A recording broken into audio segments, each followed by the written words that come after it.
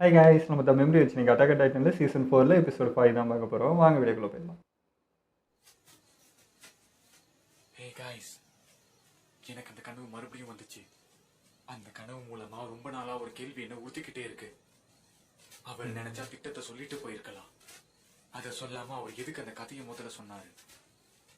அதை விட்டு தள்ளு. நீ தேவையில்லாம உன்னை குழப்பிக்கிற. நமக்கு உதவி பண்ணணும்னு நினைச்சவரை நம்ம மன்னிச்சிருக்கலாம். ஆனா நம்ம மார்ஷல் அப்படி பண்ண தயாரா இல்ல. நம்ம நிலைமையே இப்ப சரியில்லை. நிச்சயம் அதுக்கு பின்னாடி ஏதோ ஒரு காரணம் இருக்குன்றத நான் நம்புறேன். ஆனா அது ஏன்னு தான் எனக்கு புரியல. ஆனா ஒரு விஷயம் உறுதி, அவன் யாரையோ ஒரு ஆளை ஜட்ஜ் பண்ண விரும்புறான். 4 வருஷம் கழிச்சு பாக்குறோம்ல ராய்னா. யாருக்கான எந்த அடையாளமும் இல்லைங்க. உங்களுக்கு என்னாச்சு மிஸ்டர் க்ரூகர்? உங்களோட ஓல்ட் ஃப்ரெண்ட். அவரை பார்த்து நீங்க சந்தோஷப்படுவீங்கன்னு நினைச்சேன். க்ரூகர், உண்மையை சொல்லுங்க, நீங்க 2 பேரும் ஃப்ரெண்ட்ஸ் தானே? ஆமா, ரொம்ப நாள் கழிச்சு பாக்குறோம்ல, அதான் வாயடைஞ்சு போயிருக்காரு. பேச்செல்லாம் மாறிடுது. இறந்து உனக்கு ஒண்ணும் ஆகலையா?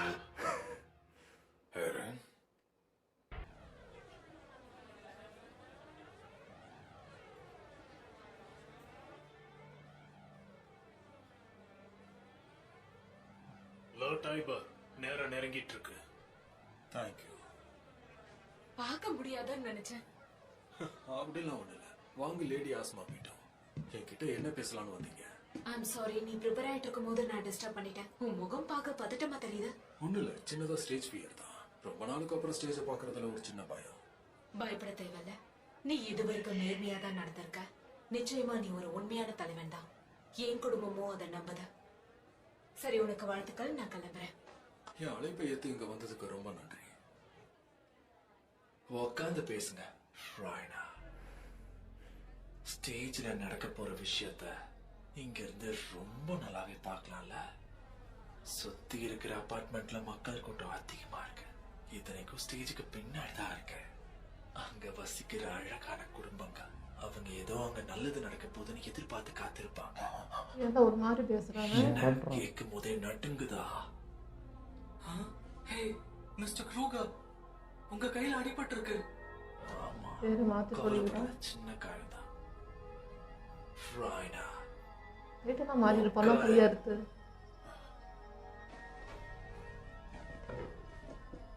இப்போ பண்ணிட்டு நான் வந்து வெளியில போறது நல்லதுன்னு எனக்கு தோணுது. எவ்வளவு மிரட்ட மாட்டேன் மக்களை வச்சு. நீ இங்க இருந்து நாங்க பேசுறத கேட்கணும். என்ன? பொறுமையாரு, அவன் சொல்றபடியே நடந்துக்கோ. ஓகே. உடனே நாம பேசுறதுக்கே இவ்வளவு பயம் வருது.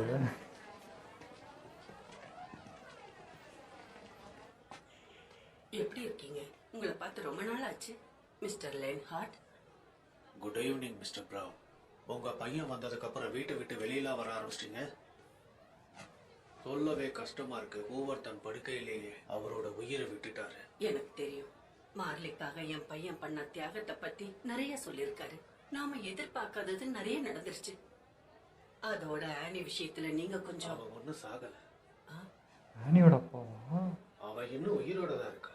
நிச்சயமா திரும்பி வருவேன்னு எனக்கு சத்தியம் பண்ணி கொடுத்துருக்கா. நீ என்ன நினைக்கிற?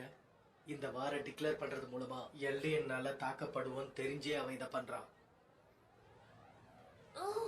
ஜெனரல் கால்வி அங்கேதான் இருக்காரு. மார்லெஸ் மிலிட்டரியோட மிகப்பெரிய முதுகெலும்பே அவர்தான் தெரியுமா?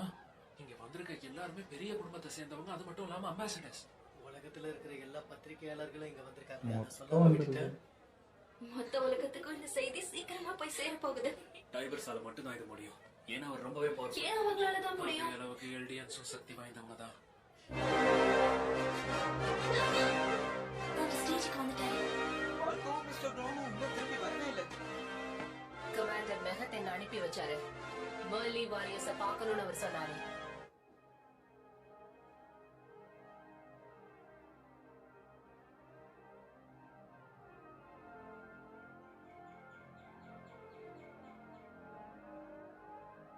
இந்த அமைதி தாண்டா ஒரு மாதிரி. இங்க என்ன பண்ற? எதுக்காக இங்க வந்த? என்ன திட்டம் போட்டு வச்சிருக்க? நீ யோசிக்கிறது தான் கண்ணா. இல்ல, ரொம்ப நடிக்காத. அது உனக்கு நல்லாவே தெரியும். என்கிட்ட வேற சாய்ஸ் இல்ல. அதுதான் உண்மை. ரைனா அங்கே பண்ண மாதிரி இப்போ யாரும் பண்ண போகிறாங்கன்னு தோணுது. அந்த சத்தம் உனக்கு கேக்குதில்ல, அவன் பேசுறது கேட்கல. உங்க எல்லாரையும் ஒண்ணா பாக்குறதுல சந்தோஷம். 100 வருஷத்துக்கு முன்னாடி நடந்த ஏலியன் சாம்ராஜ்யத்தோட கதையை இப்ப நான் சொல்ல போறேன். ரத்தத்துல உருவான டைட்டனோட சாம்ராஜ்யத்தை பத்தி சொல்ல போறேன். மக்கள் கிட்ட மனிதநேயங்கிற ஒரு விஷயம் அழிஞ்சுக்கிட்டு வந்துட்டு இருந்த காலம். டைட்டன்ஸோட பவர்ஸை வச்சு எல்டிஎன்ஏ பேர் மொத்த உலகத்தையும் ஆட்டி படைச்சாங்க. அப்படி பண்ணது மதிப்பிற்குரிய ஃபவுண்டர் எல்வின்.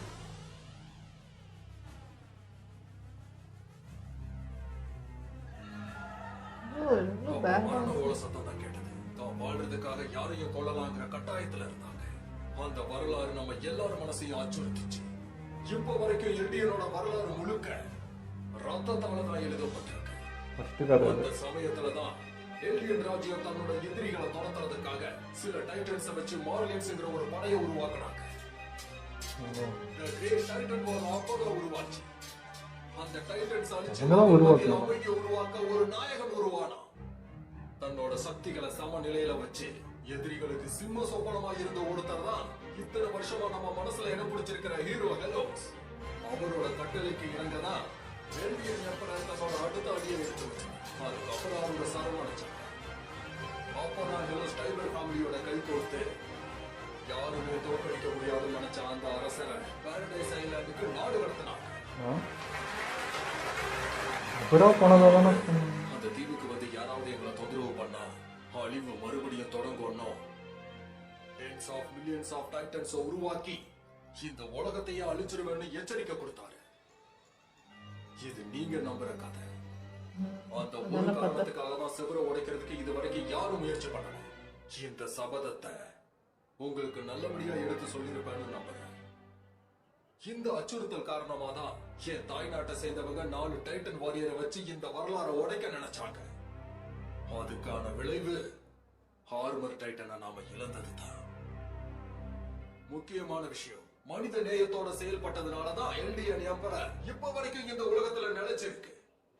உண்மையை சொல்ல, அவன் சொன்னதை கேட்டல. அமைதியை விரும்புறவங்க அந்த வாழ உடைக்க ஏன் முயற்சி பண்ணணும்? நீங்க நடத்துற மிஷின் அந்த உலகத்தை காப்பாத்தணும்னு நினைக்கிறியா? சொல்லு ரைனார். இதுக்கப்புறம் இந்த கேட் வழியா நீங்க போகலாம் மிஸ்டர் ஏகர். ஆல்ரைட். நீங்க என் பின்னாடி வாங்க. இதுக்கு முன்னாடி நான் நீங்க பார்த்த மாதிரி ஞாபகமே வரலையே. நீ எங்க இருந்து வர? என்னோட பஸ்ல குவாலா இருக்கு. பாதுகாப்பு கொடுக்கறதுக்காக நாங்க இங்க வந்திருக்கோம். கட்டளையை நிறைவேற்றணுங்கிறதுக்காக தான் இங்க வந்திருக்கோம். மத்தபடி எந்த ஆசையும் இல்ல. உனக்கு எலியன்ஸ் பிடிக்காத போல. உன்னோட வேண்டாம் வரப்ப பார்த்தா எங்களுக்கு அப்படிதான் தோணுது. என்னோட பேன்சர் யூனிட் என்ன பார்க்க இவ்வளவு தூரம் வந்ததுக்கு தேங்க்ஸ். உண்மையாவே தேங்க்யூ சொல்றது நீதானா? ஆமா, இன்னைக்கு ரொம்ப நல்ல மூடியா இருக்க போல. என்ன பண்ணிட்டு இருக்கீங்க? வாங்க போலாம். நீ என்ன பண்ற? ஆனா நான் டைட்டனா மாறினதுக்கு அப்புறம் எனக்கு பெரிய அளவுல உதவி பண்றது இந்த யூனிட் தான். டீம் கூட பாண்டிங்கா இருக்கணும்ல. நீ நடந்துகிட்டதுல எந்த தப்பும் இல்ல. ஆனா அது அவங்களை ரொம்பவே ஆச்சரியப்படுத்திருக்கேன். உதவி பண்ணுவாங்க. இப்ப வரைக்கும் எந்த பிரச்சனையும் இல்ல. நாம ரொம்பவே கவனமா இருக்கணும். இந்த இடத்துல எப்ப என்ன வேணாலும் நடக்கலாம். Yes sir. இங்கதான் உள்ள போங்க.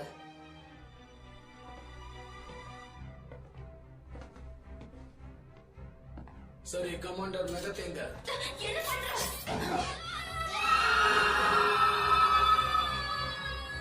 நம்ம ஆளுங்கதாயா? ஓகே, இங்க என்னதான் நடக்குது? எதுக்கு ரைனர் இவரை பார்த்து இவ்வளவு பயப்படுறாரு? இவங்க எல்லாரும் நண்பர்கள்னு சொல்றாங்க. ஆனா கொஞ்சம் கொஞ்சமா பண்ணிட்டு வந்துக்கிறேன். பழைய நண்பர்கள்னா எத்தனை வருஷத்துக்கு முன்னாடி இருக்கும்? ஒருவேளை 4 வருஷத்துக்கு முன்னாடி பாரடைஸ் ஐலாண்ட்ல மீட் பண்ணிருப்பாங்களோ? வெயிட், அப்ப நான் யோசிக்கிறது சரிதானா? அப்படின்னா இவர்தான் அந்த உனக்கு ஒண்ணும் ஆகலையா? கண்டுபிடிச்சிட்டோம்.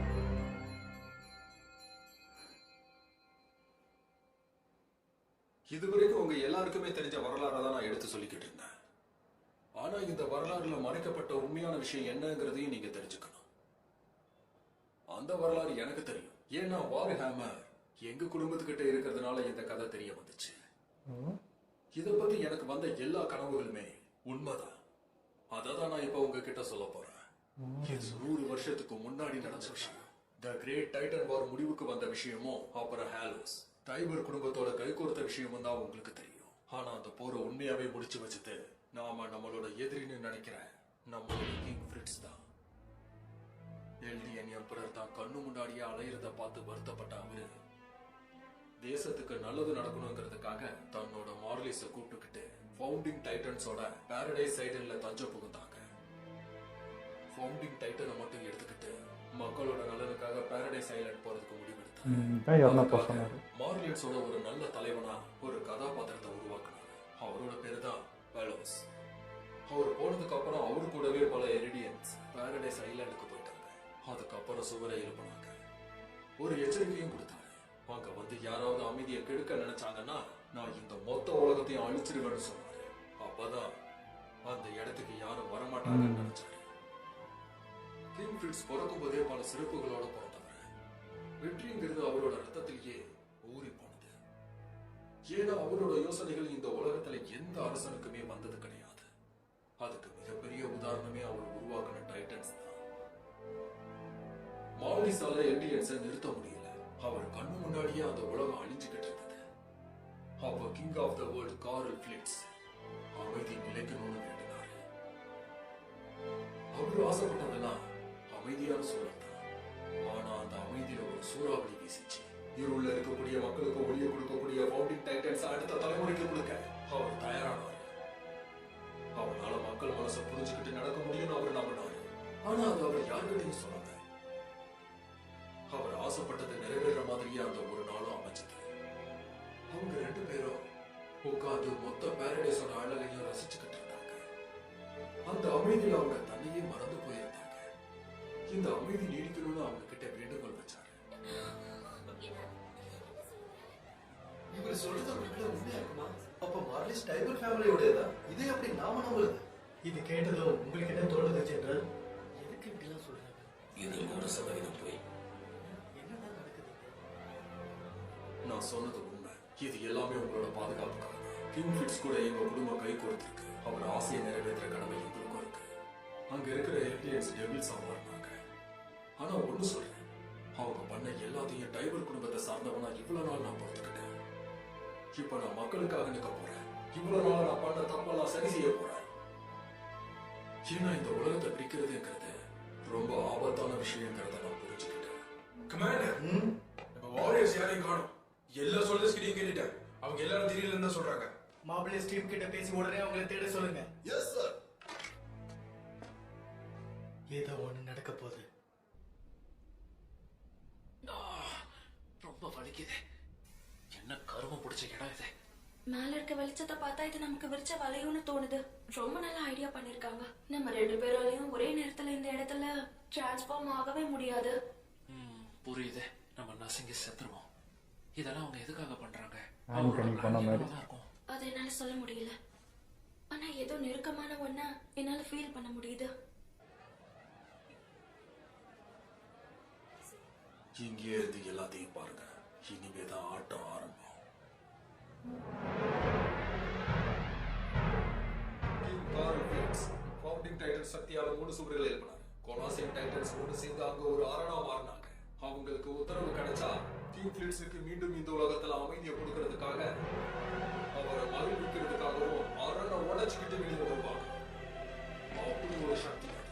ஆனா ஒரு பெரிய விஷயம் நம்மளை இப்ப அச்சுறுத்திக்கிட்டே வருது. பாரடைஸ் ஐலண்ட் சேர்ந்தவங்க கொஞ்ச நாளாவே நம்மளை டாமினேட் பண்ணிக்கிட்டு இருக்காங்க. கிங் டைட்டன் கிட்ட இருந்து கைமாறின ஃபவுண்டிங் டைட்டன் அங்க இருக்கிறவங்க தான் திருடி இருக்காங்க. ஆனா திருடினவங்களுக்கு இருக்கிற ஒவ்வொருத்தருக்கும் எதிரி. உங்களுக்கும் எதிரி, எனக்கும் எதிரி, நம்ம குழந்தைகளுக்கும் எதிரி. நம்ம அமைதியை கெடுக்க வந்தவனோட வேற உங்களுக்கு தெரிஞ்சுக்கணுமா? அவன் ஆரன் ஜேக்கர். யாரா இப்படிதான் பேசினுக்கிறாங்க? நீ என்ன சிக்க வச்சிருக்கல. நீ என்கிட்ட சொன்ன எல்லாத்தையும் நான் அப்படியே நம்பிட்டேன். ஆனா நீ என்ன யூஸ் பண்ணிருக்கல. ஆமா, பண்ண அதுக்கு நான் மன்னிச்சிரு. எனக்கு வேற வழி தெரியல. 500 தானே பண்ணாரு. அப்போ இன்டர்மென் ஜோன் தாண்டி போய் நான் போட்ட லெட்டர்லாம் யாருக்கு அனுப்புனது? அதுதான் டவுட். அது என்னோட குடும்பத்துக்கானதுன்னு சொன்னேன். ஆனா அது என்னோட காம்ப்ரேட்ஸுக்கானது. ஏமாந்துட்டேன். அப்படின்னா நீங்க ஒரு காம்ப்ரேட்ஸா? ஆனா கொலாசன் டைட்டனுக்கு கட்டளை இடணும்னா ரத்த சம்பந்தத்தால தான் முடியும்னு பாரடைஸ் ஐலாண்ட்ல பேசிக்கிறாங்க. நான் அதை தான் பயன்படுத்தலாம்னு இருக்கேன். அந்த உன்னதமான சக்தி சேர வேண்டிய இடத்துல சேர்ந்தாதான் இருக்கும் மதிப்பு. ஆனா அதை திருட்டுத்தனமா ஒருத்தன் அபகரிச்சு அதை நமக்கு எதிராகவே பயன்படுத்திக்கிட்டு இருக்கான். ஆனா அந்த ஆரன் ஜேகர் ஃபவுண்டிங் டைட்டனை வச்சுக்கிறதுக்கு தகுதியானவங்க இல்ல, ரத்த சம்பந்தமும் இல்லை. அதுக்கு அர்த்தம் இந்த இக்கட்டான சூழ்நிலையிலும் நமக்கு ஒரு வாய்ப்பு இருக்கு. இப்போ நம்ம பாரடைஸ் ஐலாண்ட்ல கால் எடுத்து வைக்கலாம்னா அதுக்கப்புறம் எப்பவுமே வைக்க முடியாது. ஒவ்வொரு நொடியும் பயத்தோட செத்து மடியணும். அவங்க நடக்கிற அதிர்வுல எங்கெங்கேயோ நம்ம புதையணும். அந்த மான்ஸ்டர்ஸ் எல்லா இடத்துலயும் பரவ ஆரம்பிச்சிருவாங்க.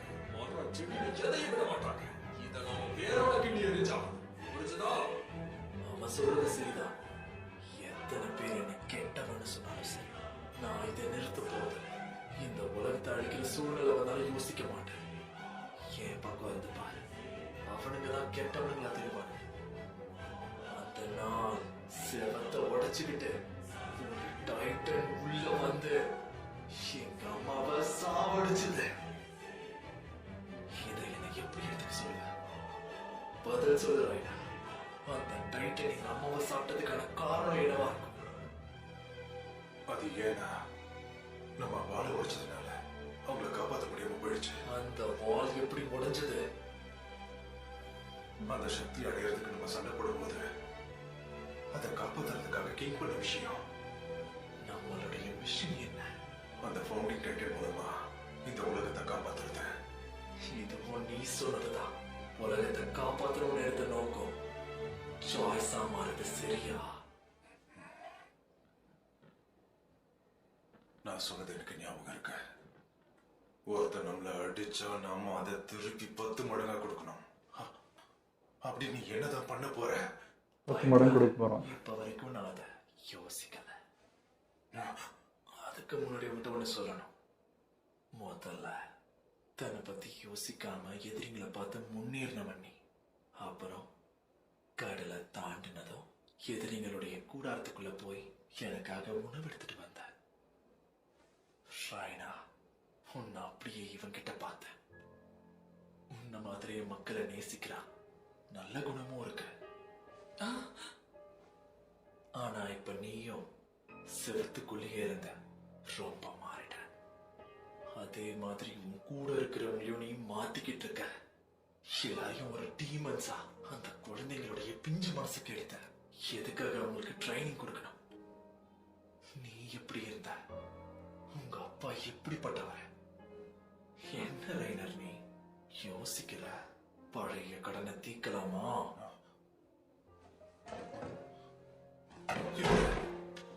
நீ இதை தப்பா புரிஞ்சுக்கிட்ட. அன்னைக்கு நம்ம மிஷன் முடியறதுக்கு முன்னாடியே ஆனியும் பேட்டரோட ரொம்ப டயர்ட் ஆயிட்டாங்க. ஆனா நான் தோல்வி ஏத்துக்க தயாரா இல்ல. ஸ்கிம்போட பேச்சு கேட்கும் தயாரா இல்ல. ஏன்னா எனக்கு அப்போ ஒரு ஹீரோவா ஆகணும். அப்பதான் என்ன மதிப்பாக நான் நம்புறேன். இதெல்லாம் ஏன் தப்புதான்? உன் அம்மாவை டைட்டன் சாப்பிட்டதுக்கான காரணம் நான் தான். என்ன நினைச்சு நானே வெறுத்துக்கிட்டதும் உண்டு. ஆனா என்ன விரும்புறவங்கள ஏமாத்துற வகையில நான் எதையும் எப்பவும் செய்ய மாட்டேன். குற்ற உணர்ச்சியோட என்னால சாக முடியாது. கையில எனக்கு கொண்டுடு. பகை வரதானே செய்யும். மரணத்தை விரும்பி கேட்பாங்களான்னு சொல்லுங்க. நான் நினைச்ச மாதிரி இந்த உலகம் அமைதியா மாறும். இயற்கையோட ஒன்றி வாழ்ற ஒரு உலகம். மக்கள்ங்கிற பேர்லயும் நாடுங்கிற பேர்லயும் நம்ம அங்க செதறி கிடக்கிறோம். ஆனா நான் சொல்ற மாதிரி செஞ்சா இந்த வரலாற்றையே நம்மளால மாத்தி காட்ட முடியும். நாம சேர வேண்டியது ஒருத்தர் கூட தான். சோ ப்ளீஸ், நீங்க உங்களோட வாழ்க்கையையும் முழு சக்தியையும் நம்ம எதிர்கால உலகம் நல்லபடியா அமையணும்னா இதை பண்ணுங்க.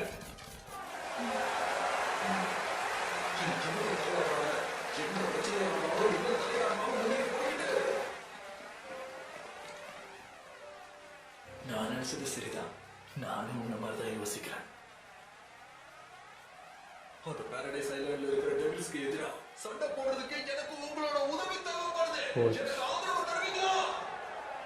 இப்ப என்னை சொன்ன விஷயம் எனக்கு நல்லா ஞாபகம் இருக்கு.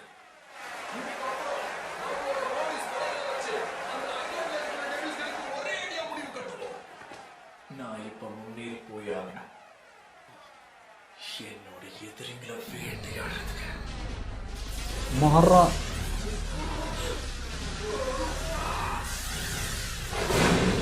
இதுக்கப்புறம் எல்லாரும் செத்துருவாங்க. பாதி அவ்வளோதான். வார ஆரம்பிக்கிறீங்க, நாங்கள் ஆல்ரெடி ஆரம்பிச்சிட்டோம்டான்ற மாதிரி.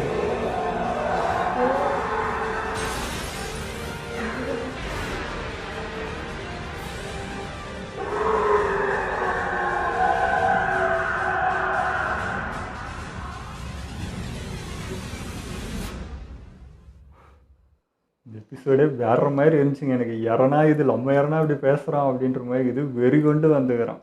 நான் நினச்சேன் இறன்னு உட்காந்து யோசிப்பான், இப்போ 2 சைடில் இருக்க தப்பு சரி, 2 ஊர் நம்ம மக்கள் தானே அப்படி இப்படின்னு யோசிப்பான் அப்படிலாம் நினச்சேன். ரொம்ப குழம்புவான்ட்டு இல்லை.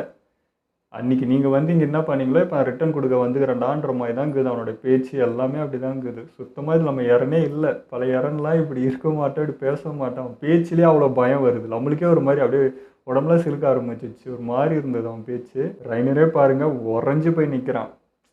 அந்த அளவுக்கு இருக்குது அவன் பேச்சு. அந்த பையன் வந்து பேசுனதுக்கே பயந்துட்டான். இப்போ உருவே மாறி இருக்கான். இங்கே கலவர அவன் எப்படி சொல்கிறது, சைலண்ட்டாக மிரட்டிட்டு இருக்கிறான். என்னப்பா ஊருங்க ஸ்டேஜ்லாம் போட்டிருக்கீங்க, சுற்றி மக்கள்லாம் இருக்காங்கன்றதே மிரட்டல் தான். எல்லோரும் அழிவு போகிறீங்கடான்றது தான் அவன் அப்படி பேசிகிட்டு இருக்கான்.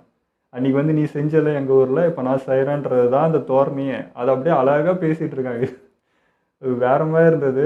இறனையும் நான் டோட்டலாக டிஃப்ரெண்ட்டாக பார்க்குறேன். நானே கொஞ்சம் ரொம்ப நாள் நினச்சிட்டு இருந்தேன், யாருன்னா ரைனரும் பேசினா இந்த மாதிரி விஷயங்கள் ஏதாவது பேசினா அப்போ ஏதாவது மாற்றம் வரும், இல்லை புரிய வைக்கிறதுக்கு எதனாவது ஒரு டாக் 2 பேருக்குள்ளே இருந்தால் நல்லாயிருக்கும், உட்காந்து பேசுகிற மாதிரி நான் எதிர்பார்த்துட்டு இருந்தேன். அது இந்த மாதிரி ஒரு இடத்துல நடக்கும்னு நினைக்கல. அவனும் சொன்னால் ரைனருக்கும் நிறைய விஷயம் புரியுது, ஆனால் அவனால் அக்செப்ட் பண்ணிக்க முடியல. அந்த மாதிரி தான் இருந்தால் அந்த எமோஷன்ஸ்லாம் அப்படி தான் வந்துச்சு. அதேதான் அந்த உள்ள மக்கள்லாம் இருக்காங்க. அது வந்து மிரட்டுறதுன்னு நம்ம யாரனா எப்படி மக்களை பற்றி யோசிக்கிறாம எப்படா இப்படிலாம் மிரட்டுறான்ற மாதிரி ஆயிடுச்சு. அதுவும் எல்லா ஊரும் கலந்து இங்கே வந்திருக்காங்களா, அது ஒரு ட்ரிகர் பாயிண்ட்டை தான் வச்சுருந்தேன். அதாவது மிரட்டுற மாதிரி பிளாக்மெயில் தான் பண்ணான். இப்போவும் அதே தான் பண்ணுறான். எனக்கு என்னன்னா ரைனரே நம்ம தப்புன்னு ஒரு இடத்துல சொல்லிட்டு இருக்கும்போது இவனும் அதே தப்பை பண்ணுறானா, இத்தனை பேர் மக்கள் அவன் யோசிக்காமல் இப்போ இறங்கிட்டானான்றதே என்னால் நம்ப முடியல. ஆனால் திரும்ப அகைன் பார்த்தா நம்ம மக்கள்கள் தான் திரும்ப நம்ம வச்சுக்கிறோம். அன்றைக்கும் வந்து அவங்க நம்ம மக்கள்னு பார்க்காம அடித்தாங்க. இன்றைக்கி இறனும் பார்த்தீங்கன்னா நம்ம மக்கள் நீங்கள் பார்க்கறதுக்கு ரெடியாக இல்லை. அன்றைக்கி நீங்கள் என்ன பண்ணீங்களோ அதை ரிவெஞ்சுன்ற மாதிரி தான் இது இருக்குது. அந்த விஷுவல் பாருங்களேன். இப்போ கரெக்டாக ரைனர்கிட்ட அந்த கேள்வி கேட்குறான், அன்றைக்கி நீ வந்தது எதுக்காக, வந்து ஃபவுண்டிங் டைட்னு எது அதை மட்டும் அந்த வேலையை மட்டும்தான் நீ பார்த்துருக்கணும், என்னென்ன வேலை பண்ண அப்படின்னு கேட்குறப்போ, ஆமாண்டா என்னுடைய தப்பு தான், அன்றைக்கி ஜாட் டைட்டனோட இருந்திருந்தால் வேறு பிளான் நடந்திருக்குன்னு நினைக்கிறேன். அது இல்லாததுனால ரைனர் தான் புஷ் பண்ணான். இல்லை முடிச்சே ஆகணும், நான் திரும்ப இப்படி போக மாட்டேன், எங்கள் அம்மா முன்னாடி நான் போய் தோக்க மாட்டேன்றதுக்கு தான் நீ புஷ் பண்ணது. அதனால தான் இவ்வளோ சொலப்பம் நடந்தது. அதில் தான் இந்த மக்கள் உயிர் போனது, யாரும் அம்மா சேர்த்தது, எல்லாத்துக்கும் காரணம் ஒரு வகையில் பார்த்தா ரைனர் தான். அவன் எடுத்த முடிவு தான்.